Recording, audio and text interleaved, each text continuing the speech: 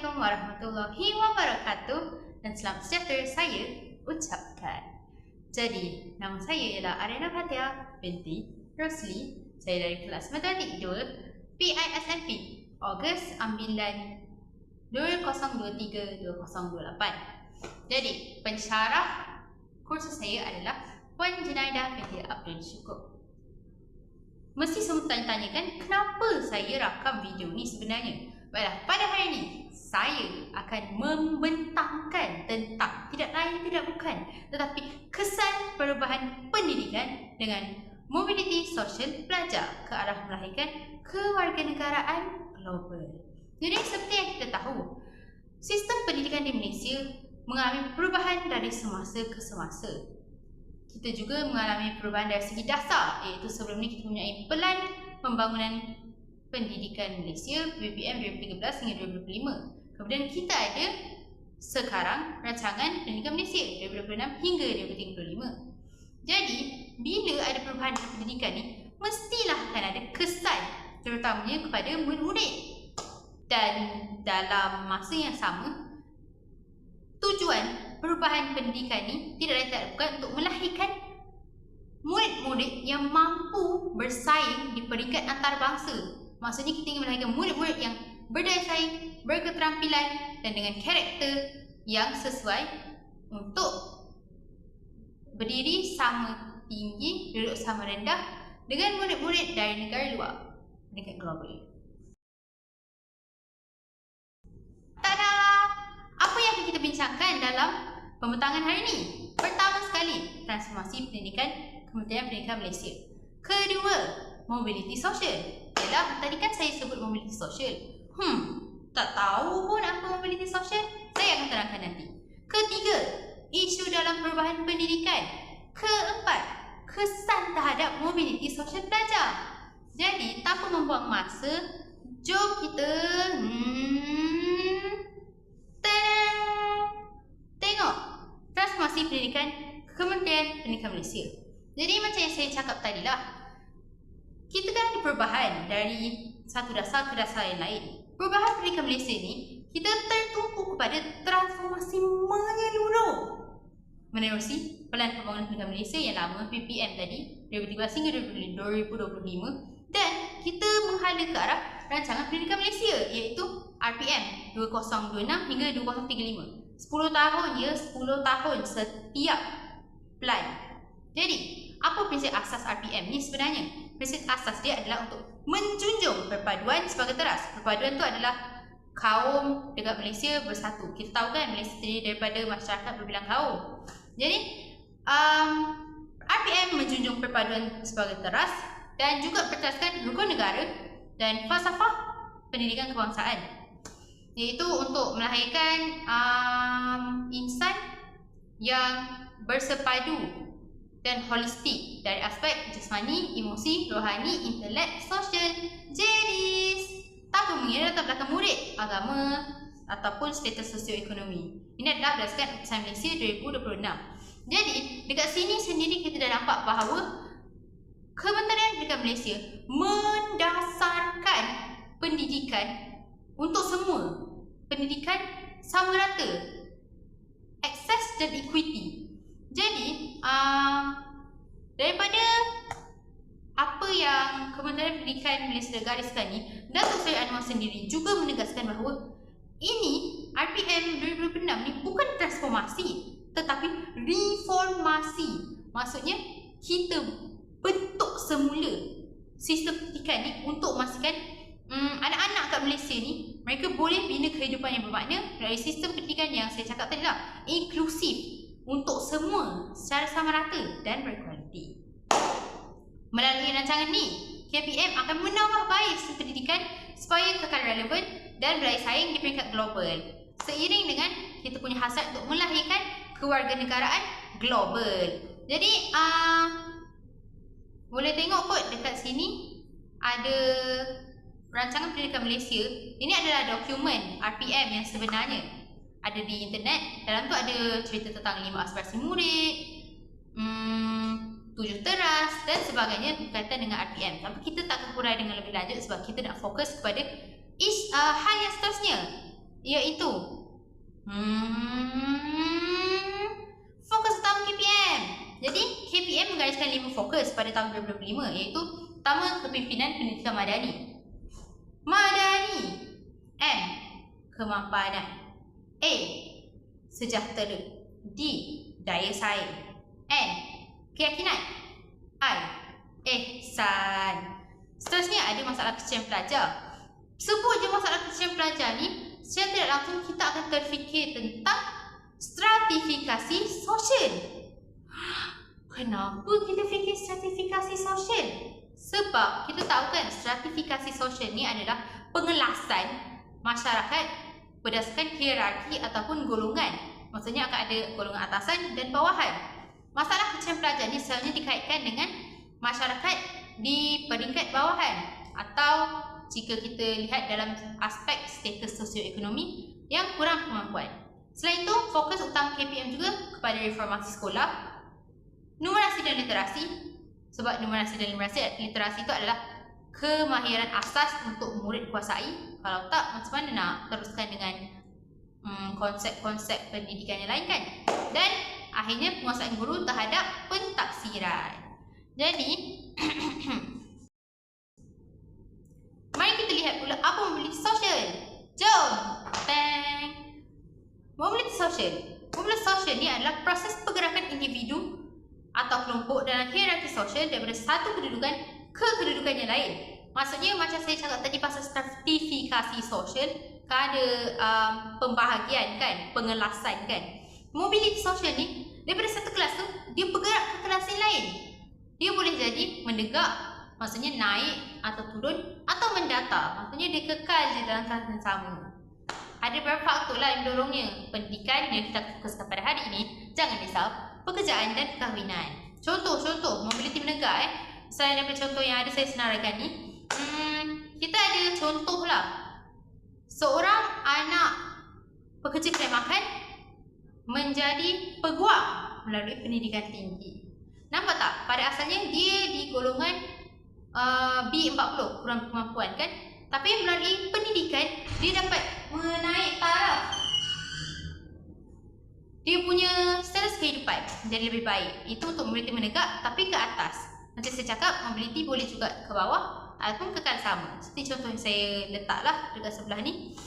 Mobiliti kalau dia menegak tapi ke bawah, seorang pengurus bank yang kerja dan menjadi pekerja am. Kalau untuk sama pula, mungkin kita bertukar ke tempat lain, tapi kita punya pekerjaan tu dari segi pangkat dan gaji kekal sama. Itulah untuk mobiliti sosial. Mari kita bincangkan isu-isu perubahan pendidikan dan kesannya terhadap mobiliti sosial pelajar.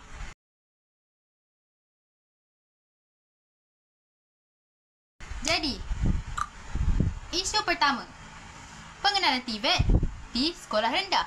Jadi macam yang kita tahu, dalam RPM 2026 hingga 2035, antara perubahan yang telah ditetapkan oleh KPM adalah pengenalan TVET sejak bangku sekolah rendah lagi. Jadi, pertama sekali, kita tahu bahawa TVET ni adalah Technical and Vocational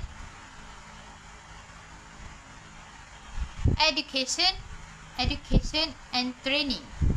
Pendidikan dan latihan teknikal dan vocational. Jadi, dia lebih memfokuskan kemahiran, bukannya akademik semata-mata.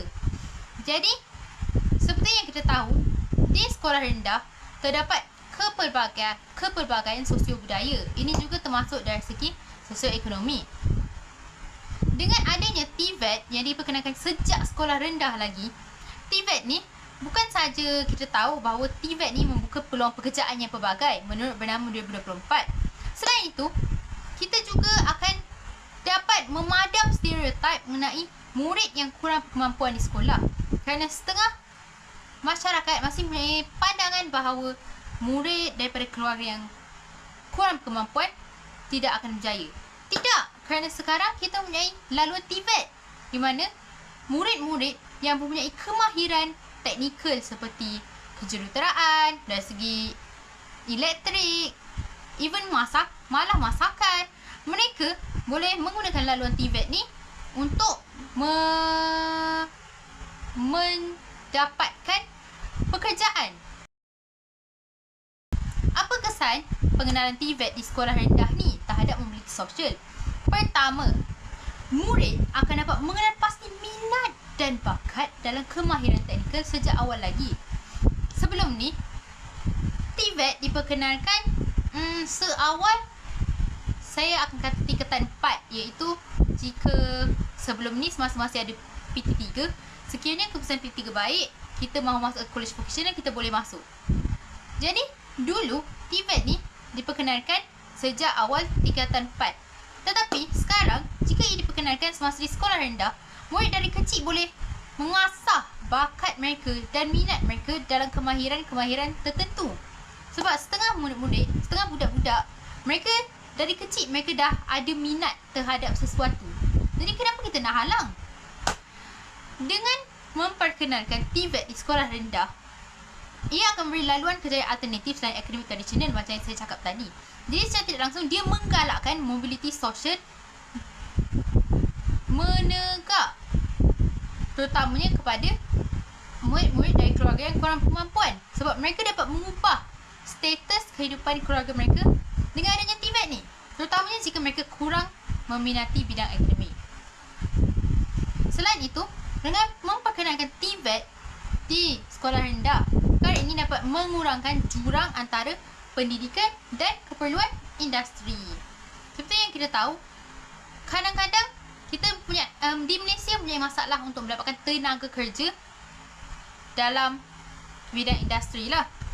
Sebab kebanyakan orang terlalu memfokuskan pendidikan.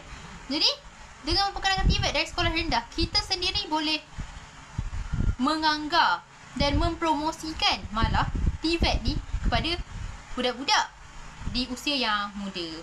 Sebagai contoh lah, saya buat bagi contoh mobiliti sosial. Murid daripada keluarga B40 yang cenderung pada kemahiran praktikal boleh memasuki laluan TVET dan boleh pekerjaan dari segi kemahiran seperti automasi, robotik, mekanikal. Ini mereka menaikkan taraf hidup keluarga kan? Tepat sekali. Mereka mungkin boleh menjadi jurutera mekanikal daripada murid yang mungkin anak kepada seorang nelayan menjadi jurutera mekanikal. Itu adalah mobiliti sosial menegak ke atas yang sangat baik. Dengan pengenalan TVET di sekolah rendah juga, kita dapat melahirkan murid-murid dengan kewarganegaraan global. Mengapa? Hal ini kerana dengan adanya kemahiran-kemahiran teknikal dan vocational, mereka dapat berkolaborasi sesama mereka dan juga dengan murid-murid dari luar negara yang juga menceburi bidang yang sama. Kesannya, kolaborasi yang terjadi itu adalah kolaborasi secara antarabangsa. Selain itu, murid-murid yang menceburi bidang TVET ni juga secara tidak langsung dapat mengasah kemahiran berfikir mereka dari segi kemahiran berfikir secara kritis dan kreatif dalam menghasilkan sesuatu menggunakan bidang masing-masing lah. Contohnya, jika mereka mengambil kemahiran masakan, mereka perlu berfikir secara kreatif untuk mereka produk masakan mereka tu, bagaimana ingin membuatkan rasanya menarik minat pelanggan dan sebagainya. Jadi secara tidak langsung kita dapat lihat bahawa isu memperkenalkan TVET sejak awal sekolah rendah ni bukan sahaja memberi kesan positif kepada mobiliti sosial murid, malah dapat melahirkan murid dengan kewarganegaraan global melalui integrasi elemen 6C. Isu seterusnya,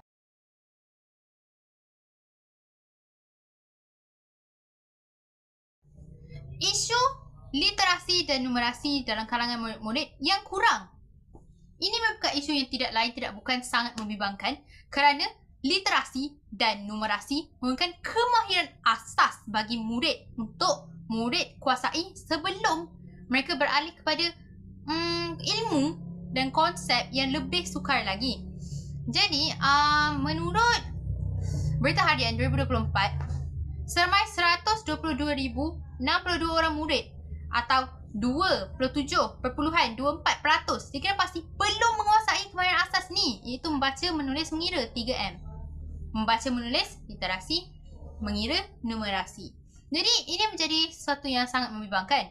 Malah menurut fokus KPM yang saya ceritakan di awal pembentangan saya tadi, mereka ingin memfokuskan literasi dan numerasi.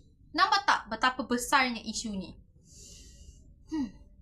Selain itu, dari segi stratifikasi sosial di sekolah, macam yang saya cakap, kita ada pengelasan kepada dua kelas atasan dan bawahan, terutamanya dari segi status sosioekonomi. Murid-murid dari keluarga yang kurang berkemampuan ni, atau kita panggil B40, kita mempunyai kajian daripada Nur Syahira Zulkifli dan BT Sarwana Alias tahun 2025 yang mengatakan bahawa pencapaian murid B40 adalah rendah berbanding dengan pencapaian murid daripada keluarga yang lebih berkemampuan. Ini bermaksud kebanyakan daripada mereka mempunyai masalah menguasai kemahiran literasi dan numerasi. Macam yang kita tahu, di sekolah rendah dahulu, kita adakan kelas Linus untuk membendung perkara ini. Namun begitu, mungkin kita ada cara lain untuk mengatasi perkara ini. Apa kesannya? Apa kesannya kepada mobiliti sosial murid? Pertama sekali, murid akan terperangkap dalam kitaran kemiskinan keluarga. Mengapa? Hal ini kerana apabila murid tidak dapat menguasai literasi dan numerasi, murid akan sukar untuk menguasai mata pelajaran atau bidang ilmu yang lain. Sebagai contoh, tanpa penguasaan numerasi, murid tidak dapat belajar matematik. Matematik menjadi asas kepada pelbagai bidang lain seperti kejuruteraan, keusahawanan dan dari segi literasi juga. Bila murid tidak menguasai literasi, ia bukan sahaja murid tidak dapat menguasai bidang pelajaran lain. Ia memberi kesan secara tidak langsung kepada komunikasi murid sendiri.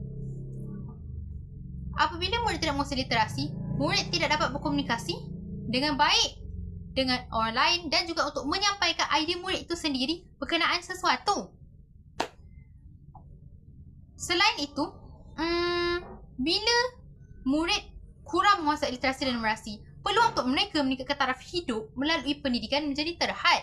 Kerana seperti yang saya kata, ini merupakan kemahiran asas yang perlu murid kuasai untuk murid kuasai bidang ilmu yang lain. Nasib baik kita ada TVET untuk murid, tetapi jika semua murid tidak menguasai literasi dan numerasi, bagaimana? Takkan semua rakyat di Malaysia ni ingin menceburi bidang kemahiran sahaja? Macam mana dengan siapa yang nak meneraju negara selepas ini? Siapa yang nak menjadi peguam? Siapa yang nak menjadi doktor? Ini menjadi perkara yang sangat membimbangkan kerana ia memberi kesan negatif kepada mobiliti sosial. Kerana tanpa kemahiran literasi dan numerasi, kita tidak akan mendapat mobiliti sosial menegak ke atas, tetapi kita mungkin mendapat mobiliti sosial menegak ke bawah. Sebagai contoh, ini juga perkara yang boleh terjadi kepada murid dari keluarga yang berkemampuan. Katakanlah, murid itu merupakan anak kepada seorang peguam. Tapi jika dia tidak menguasai kemahiran literasi dan numerasi, mungkin dia tidak dapat menceburi bidang yang sehebat ayah dia atau yang lebih hebat daripada ayah dia. Malah dia terpaksa menceburi bidang-bidang biasa seperti mungkin bekerja di kedai baju. Itu adalah mobiliti sosial menegak ke bawah. Jadi, apa kaitannya isu literasi numerasi ni dengan melahirkan kewarganegaraan global kan? Sebenarnya, isu ini akan menyebabkan kita sukar untuk menghasilkan kewarganegaraan global dalam kalangan murid-murid. Pertama sekali, seperti yang saya cakap dari segi komunikasi tadilah. Tanpa literasi dan numerasi yang dikuasai dengan baik, murid-murid mengalami masalah dari segi komunikasi kerana ingin menyampaikan idea dan mereka juga sukar untuk menterjemahkan sesuatu konsep itu kepada apa yang mereka fahami.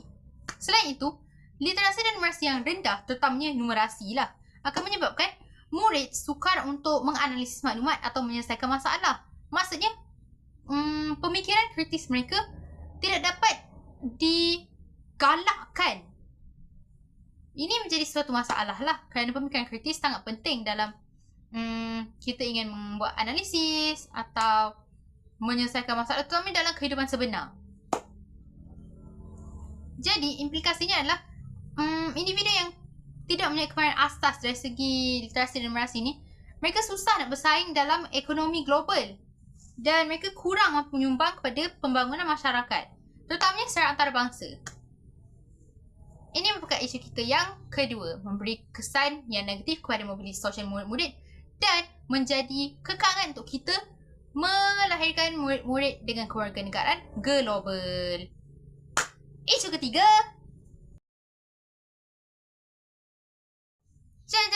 Isu ketiga. Isu ketiga kita adalah berkaitan dengan keciciran murid di sekolah. Jadi macam yang kita tahu, sampai sekarang masih ada masalah keciciran murid ni. Menurut kajian yang dijalankan oleh Wan Nur Izzati ETAL pada tahun 2022, terdapat penurunan statistik kemasukan murid B40 dan penglibatan mereka dalam pembelajaran. Maksudnya, kita dapat lihat bahawa murid-murid, terutamanya daripada keluarga yang kurang berkemampuan ni, mereka merupakan golongan yang termasuk dalam masalah keciciran murid ni. Sebenarnya, kenapa? Bila kita fikirkan balik, kita ada stratifikasi sosial yang berlaku di sekolah. Dan ini adalah antara impak-impak stratifikasi sosial di sekolah ni. Pertama sekali, keluarga yang berkemampuan boleh beri sokongan kewangan menurut Sheila Michael ETL 2021 kepada anak-anak mereka, kepada murid-murid lah yang daripada keluarga tersebut. Jadi mereka dapat membeli peralatan, memberikan sumber yang cukup untuk pendidikan seperti tuition, buku rujukan. Apa sajalah yang mungkin diperlukan oleh murid tersebut. Walau bagaimanapun, murid yang daripada keluarga yang kurang berkemampuan ni, mereka bukan sahaja tak dapat nak memberi sokongan kewangan untuk perkara-perkara tambahan macam tuition dan buku rujukan tadi. Malah, murid dari keluarga B40 ni mungkin mengalami kesukaran untuk membeli buku-buku yang diperlukan di sekolah sahaja dan juga pakaian uniform sekolah. Selain tu, terdapat murid B40 yang berhenti sekolah. Kenapa? Sebab menurut Wan Nur Izzati ETAL 2022, mereka tidak dapat menyelesaikan yuran persekolahan mereka sendiri. Ini merupakan perkara yang sangat membimbangkanlah sebenarnya pada saya, kerana masalah keciciran murid ni bermaksud terdapat anak-anak di Malaysia yang tidak mendapatkan pendidikan. Ini belum campur lagi dengan golongan anak-anak orang asli di pedalaman yang mungkin belum didedahkan tentang kepentingan pendidikan. Jadi ini sebenarnya perkara yang sangat perlu diberi perhatian. Apa kesan isu keciciran murid ni sebenarnya terhadap mobiliti sosial murid? Jadi macam yang kita nampak lah, oleh kerana ini adalah isu yang negatif, pasti kesannya adalah kesan yang negatif. Jadi pertama sekali, dia membesarkan jurang pendidikan antara golongan yang berkemampuan dan yang kurang berkemampuan. Maksudnya secara tidak langsung dia menambah lagi lah stratifikasi sosial kita tadi. Murid daripada latar belakang yang kurang berkemampuan ni, mereka akan suka nak meningkatkan kedudukan sosial mereka. Jadi maksudnya akan terjadinya mobiliti sosial menegak tadi, yang ke atas tadi. Tak dapat jadi. Kerana apa? Kerana masalah kecil murid ni lah. Mereka tak pergi sekolah. Mereka tak mendapatkan pendidikan yang mereka berhak dapatkan. Dan mereka tak mendapatkan pendidikan yang kualiti. Jadi, apa kaitan isu ni dengan menghasilkan murid dengan kewarganegaraan global? Pertama sekali, bila murid tu tercicir, mereka kurang peluang bekerjasama dalam aktiviti pembelajaran dan pembangunan kemahiran sosial. Maksudnya, mereka tidak mendapat peluang untuk berkolaborasi dengan murid lain untuk menambah kemahiran, ilmu, kemahiran sosial, idea. Kerana ini menyebabkan murid yang tercicir tadi bukan sahaja tidak dapat menambah baik status kehidupan mereka, malah mereka sukar untuk menyesuaikan diri dalam masyarakat. Sebab mereka tak mendapat peluang untuk belajar kemahiran-kemahiran yang seperti bekerja pasukan dan juga kemahiran berinteraksi dengan orang lain. Mereka tak dapat mempelajari perkara itu di sekolah. Jadi susahlah untuk mereka menyesuaikan diri dalam kalangan masyarakat. Selain itu, komunikasi mereka juga terjejas. Iaitu kurang kemahiran literasi menjejaskan keupayaan murid untuk berkomunikasi secara berkesan. Bila adanya keciciran murid ni secara tidak langsung menyumbang kepada masalah kemahiran literasi dan numerasi dalam kalangan murid. Jadi macam yang saya dah huraikan tadi, dengan masalah literasi dan numerasi ni mestilah akan bawa kepada masalah dari segi komunikasi. Jadi apabila 2 daripada 6C, elemen 6C yang saya ceritakan ni dah terjejas, apatah lagi elemen 6C yang lain. Jadi kesimpulannya, kita tahu bahawa kewarganegaraan global menuntut individu untuk berinteraksi dan bekerjasama dengan masyarakat yang pelbagai budaya.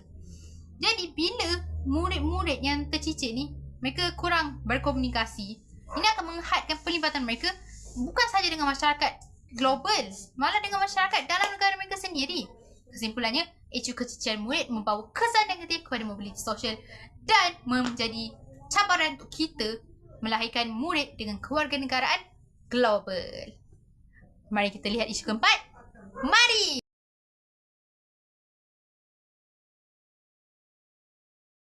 Jadi beralih kita ke isu yang keempat, iaitu kemasukan darjah 1 seawal 6 tahun meningkatkan akses pendidikan. Jadi seperti yang kita tahu, menurut Nur Afandi Yahaya 2026 RPM 2026 hingga 2035 membenarkan ibu bapa memasukkan kanak-kanak ke tahun 1 seawal usia 6 tahun secara sukarela. Jadi, macam yang kita tahu, di kebanyakan negara seperti Eropah, Amerika Utara, Asia Timur dan Afrika, kemasukan darjah 1 pada umur 6 tahun adalah standard sebenarnya. Jadi, bila kerajaan melancarkan RPM 2026 hingga 2035 ni, perkara ini ditawarkan sebagai pilihan kepada bapa dengan syarat kanak-kanak tersebut perlu melepasi ujian saringan diagnostik khas. Ujian ini bertujuan untuk menilai kesediaan murid secara menyeluruh. Macam kita tahu, itulah tujuan ujian diagnostik, untuk mengukur tahap pengetahuan sedia ada murid. Jadi, ia bukan sekadar kepandaian akademik saja, ia juga akan menilai murid-murid dari aspek psikomotor, dari aspek afektif, kemahiran asas seperti kemahiran 3M, mengira, membaca, menulis. Ya. Jadi, apakah implikasi kemasukan darjah 1 seawal umur 6 tahun ni? Sebenarnya, kemasukan murid-murid ke darjah 1 seawal umur 6 tahun bukan sahaja membantu murid-murid menyesuaikan diri mereka dengan persekitaran pembelajaran formal pada usia yang awal, tapi ia juga dapat meningkatkan mobiliti sosial secara tidak langsung. Maka ia memberikan kesan positif terhadap mobiliti sosial. Pertama sekali, murid-murid akan mendapat pendidikan lebih awal. Maksudnya mereka terdedah kepada pendidikan silibus tahun 1 tu lebih awal.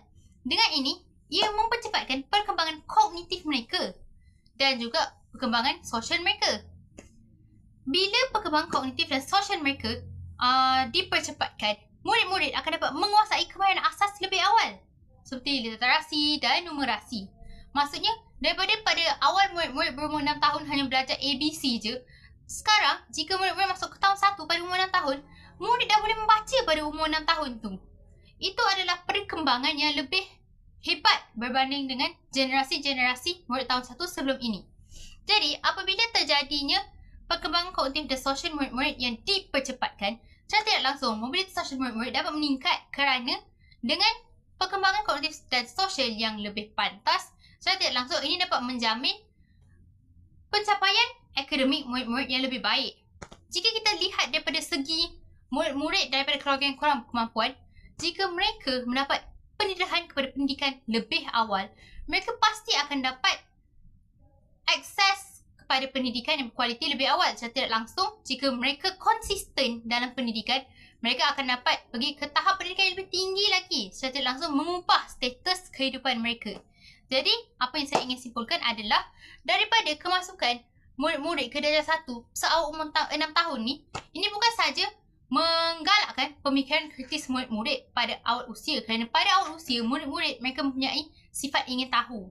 Mereka akan lebih bertanya-tanya tentang perkara yang mereka baru belajar, lebih berminat untuk mengetahui perkara baru.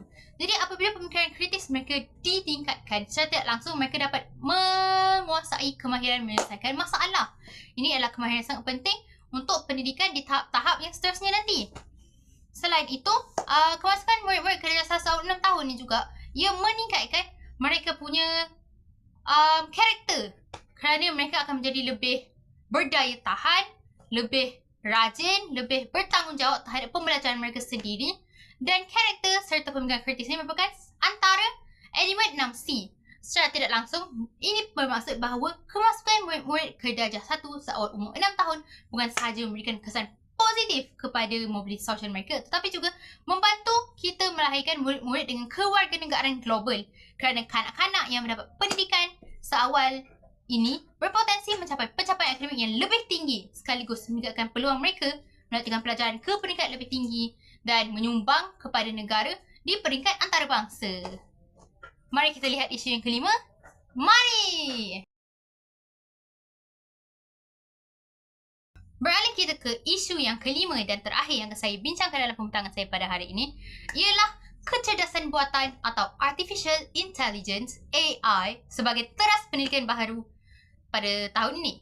Jadi, RPM 2026 hingga 2035 turut menggariskan kecerdasan buatan sebagai sesuatu yang sangat penting di masa kini oleh kerana kita dah semakin maju dan kita sedang menghampiri revolusi industri 5.0 bukan sekadar 4.0 sekarang. Jadi, kecerdasan buatan atau AI ini menjadi perkara yang perlu kita telusuri dengan lebih mendalam lagi. Oleh itu, Kementerian Pendidikan secara tidak langsung telah menjadikan kecerdasan buatan sebagai teras pendidikan kita yang baharu. Iaitu bermaksud kita akan memfokuskan kepada pembelajaran berasaskan teknologi. Jadi sebenarnya hal ini adalah realistik dan relevan kerana ia memberi peluang kepada guru untuk fokus kepada pembangunan karakter, bakat dan kemahiran murid-murid, terutama dalam bidang teknologi yang sangat penting di masa kini. Selain itu, terdapat kurikulum baharu yang akan menekankan pembelajaran berasaskan projek dan literasi asas tahap 1. Ini memberi penekanan yang sangat eksplisit kepada kesihatan mental dan daya tahan murid-murid termasuklah pembentukan karakter macam yang kita bincangkan tadi. Ini adalah menurut N. Muhammad 2026. Namun, perkara ini boleh menjadi tidak realistik sebenarnya dan sukar sebab beban kerja guru akan menjadi bertambah dan pemikiran setengah ibu bapa masih tertakluk kepada stereotip lama bahawa pendidikan tradisional adalah lebih penting. Jadi, terjadinya jurang digital sendiri di antara sekolah, terutamanya sekolah bandar dan sekolah luar bandar. Ini adalah salah satu contoh stratifikasi sosial dalam pendidikan. Macam yang saya terangkan, ia bermaksud terdapat pengelasan kepada beberapa golongan bila terjadi stratifikasi sosial ni. Sekolah bandar dan sekolah luar bandar adalah contoh stratifikasi sosial jugalah. Jadi terjadinya jurang digital kerana tak semua sekolah boleh menyediakan kemudahan teknologi untuk pembelajaran berasaskan teknologi ni. Selalunya sekolah bandar boleh menyediakan lebih banyak infrastruktur dan kemudahan berbanding sekolah luar bandar. Namun itu adalah tanggungjawab, terutamanya tanggungjawab kerajaan untuk memberikan sumber kewangan yang mencukupi kepada setiap sekolah supaya setiap sekolah boleh menyediakan peralatan seperti komputer, makmal komputer sendiri untuk murid-murid dan juga projektor untuk guru sendiri mengaplikasikan penggunaan teknologi dalam PDP. Jadi sebenarnya pembelajaran berasaskan teknologi ni sangat penting kerana ia memberikan kesan yang sangat positif terhadap mobiliti sosial murid-murid. Pertama sekali, seperti yang saya bincangkan tadi, bidang teknologi adalah bidang yang sangat popular dan sangat penting di masa kini. Ia akan melahirkan tenaga kerja berkemahiran tinggi. Macam yang kita tahu, kecerdasan buatan dalam pendidikan membantu menyediakan murid-murid dengan kemahiran di masa depan.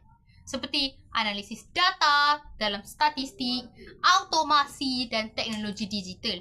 Zaman sekarang ni, kebanyakan perkara terjadi secara digital atau secara atas talian. Macam yang kita tahu, sebagai contoh, kad raya. Tiada siapa yang menghantar kad raya fizikal sekarang ni. Orang hantar secara atas talian saja.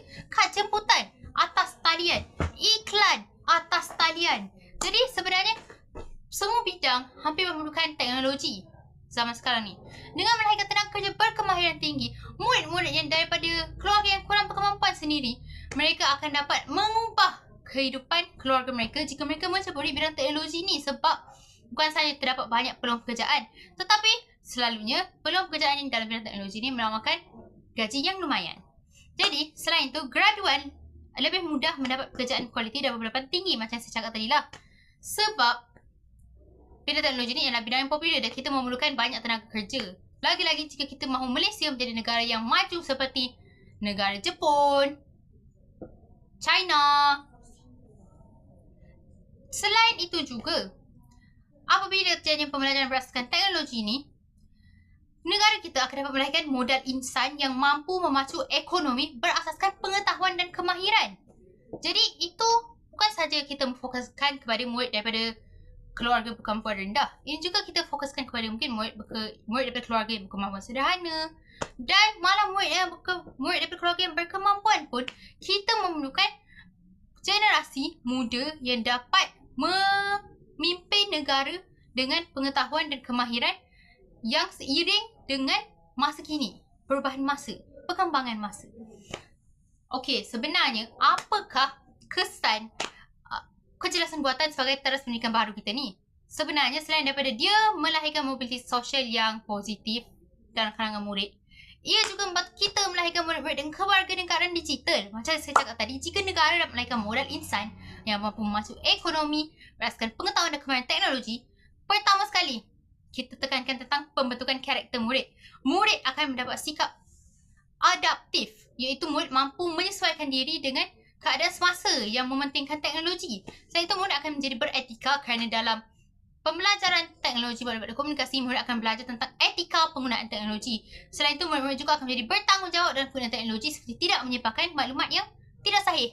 Selain itu, murid-murid akan mendapat kewarganegaraan digital itu sendiri kerana mereka mempunyai kesedaran tentang penggunaan kecerdasan buatan secara beretika dan bertanggungjawab dalam masyarakat.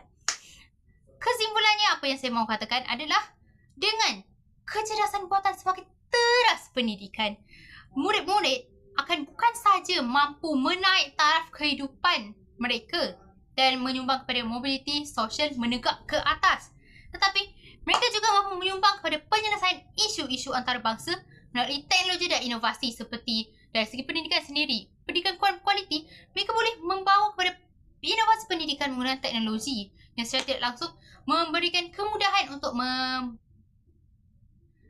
dari segi kefahaman murid-murid kerana teknologi menarik minat murid-murid. Baiklah, hadirin dan hadirat sekalian, kesimpulannya kita dapat lihat secara keseluruhan bahawa pendidikan memang memainkan peranan penting dalam menentukan mobiliti sosial murid-murid, sama ada ke arah peningkatan taraf hidup, iaitu menegak ke atas lah, ataupun sebaliknya. Jadi isu pendidikan seperti yang saya bincangkan tadi, keciciran murid, masalah penguasaan literasi dan numerasi, serta cabaran baru seperti integrasi kecerdasan buatan dalam pendidikan, ia memberikan kesan yang sangat penting terhadap peluang murid untuk mencapai kejayaan dalam kehidupan. Sekiranya isu-isu ini tidak ditangani secara berkesan atau dipergiatkan lagi, ia boleh mewujudkan jurang pendidikan yang lebih besar sebenarnya dalam stratifikasi sosial dari segi status sosioekonomi ini, dan seterusnya menghadkan peluang murid terutamanya dari keluarga yang berkemampuan rendah untuk meningkatkan kedudukan sosioekonomi mereka. Baiklah semua, dengan transformasi pendidikan yang menekankan pembangunan kemahiran 6C, iaitu pemikiran kritis, kreativiti, kolaborasi, komunikasi, karakter dan juga kewarganegaraan, ia mampu membantu murid untuk menyesuaikan diri dengan perubahan dunia global yang semakin kompleks, semakin sukar, rumit. Jadi, melalui penguasaan kemahiran dan juga pengetahuan dalam pendidikan, murid bukan sahaja dapat meningkatkan penggunaan kemahiran berfikir aras tinggi mereka. Sebenarnya, kemahiran berfikir aras tinggi ini harus digalakkan supaya murid-murid dapat mengoptimumkan pemikiran mereka dalam mengaplikasikan pengetahuan dan kemahiran dalam kehidupan, menurut Rosita Kunyo dan Rizan Yassin pada tahun 2021. Tetapi, dengan ini, murid-murid akan dapat meningkatkan mereka punya pemikiran kritis, kreativiti, etika dan tanggungjawab, sekaligus melahirkan mereka sebagai masyarakat yang dapat menyumbang kepada negara. Ini bermaksud bahawa transformasi pendidikan membawa kepada kelahiran murid-murid dengan kewarganegaraan global. Oleh itu, usaha berterusan dari pihak kerajaan, sekolah dan guru penting untuk memastikan sistem pendidikan inklusif dan berkualiti. Kerana apa? Supaya murid-murid bukan sahaja dapat memperoleh kesan positif dari segi mobiliti sosial mereka, tapi juga kita dapat memastikan murid-murid ni berupaya berperanan sebagai warga negara global yang aktif dan bertanggungjawab. Itu sahaja daripada saya. Saya harap semua dapat mendengar dan memperoleh ilmu walaupun sedikit. Sekian, wabillahi taufiq wal hidayah. Wassalamualaikum warahmatullahi wabarakatuh.